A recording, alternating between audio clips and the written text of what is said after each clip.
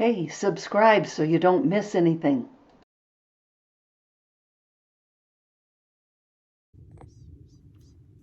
Okay, so I was telling you about my story and saying if there is a God, he'll find me. So I was in a relationship with myself primarily that was very dull and gray and lonely and lost, and that's before I said this to God. This is what my life was like, and I had been trying to be a really good Catholic. I went to Catholic school for 12 years, and then I went to a Catholic women's college for 2 years. Can you believe that? No way. No way. I got liberated during the summer of love at the University of Michigan, and my life hasn't been the same since. So that was helpful. I want to just say, you're going to read between the lines because what I'm talking about is not legal in some states. It helped me to shift my perceptions just a little. And the fact that you know that you can shift, that you can shift the way you see the world, opens the door. So many people have tried a lot of drugs, and some with great benefit. There's a lot of amazing information out there about what some psychedelics can do to help people under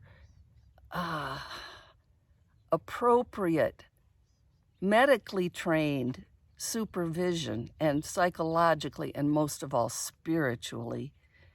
And listen, I'm not advocating. I'm saying a lot of you have tried these things, all the way from LSD and psilocybin and, all the different kind of plant medicine, through chemical things and even things that are physically harmful. I know that. I was once young, right? I mean, life is about exploration. And if you know that you want to explore the higher realms, you're going to try some things that work marginally. They work to a point. Like having a girlfriend if you're a man, or whatever, if you want a sex partner, it can really help. You know what I'm saying? And that's not the answer. Relationships built on sex are just not going to last. Promise. So I'm just saying, some of you have looked at those things. You've maybe looked at things like guides, channelers, tarot. I don't even know what 5G is. I think I have something in common with it, with A Course in Miracles. I don't know, but I'm not saying it works or it doesn't work. Anything that works, do it. But when you hit the wall with that thing, say, oops, I was listening to myself. I wasn't listening to my higher self. I wasn't listening to my divine self. I was listening to, I'm just learning here. I'm a human. On one level, I'm a human. The human being has to be trained. The spirit is already perfect. And all of us have the spirit as what we are.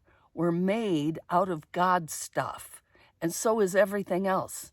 But we have to learn to look beyond the physical, right? We have to recognize there's another dimension. So that's kind of what I was saying about the angels. I never let go of the belief that there was spirit, because when you have this experience of transcendence, and that's kind of what we sell here in Sedona, okay? It's like, come here and let your spirit breathe, for God's sake. You can do it other places, of course. Sedona will not do it for you any more than a new romantic partner will do it for you, or plenty of money will do it for you. They don't do it. They're maybe helpful, okay? The point is transcendence. The point is having an experience of your spirit being set free and you being perfectly okay, just the way you are, exactly the way you are. Doesn't matter what kind of personality defects you think you have. In this moment, you are exactly the spirit that God created. So, it's the human part of us that needs to be trained, and that's associated with the body and the ego and the memory. I was born in 1946. It's like I was born a year after the 2 atomic bombs went off. Thank God we have been safe from that since. Can we dodge another bullet? We've got climate change, political instability. We've got disease rampant around the world. We have got problems on the human level. A Course in Miracles is telling us that's not really where we live. We live in love. We have love surrounding us. We have love in our hearts. No matter how scared or angry we might feel right now, there's love underneath that. And being okay with just the way you are right now, being patient with yourself, but setting a high standard for your transcendence. Do it. Just say, yes, I deserve it. Yes, you do. No matter who you are, no matter what you think you are, no matter what you make up about yourself or what other people think about you, you are valuable. Okay, so to get back to my story, I better turn this off.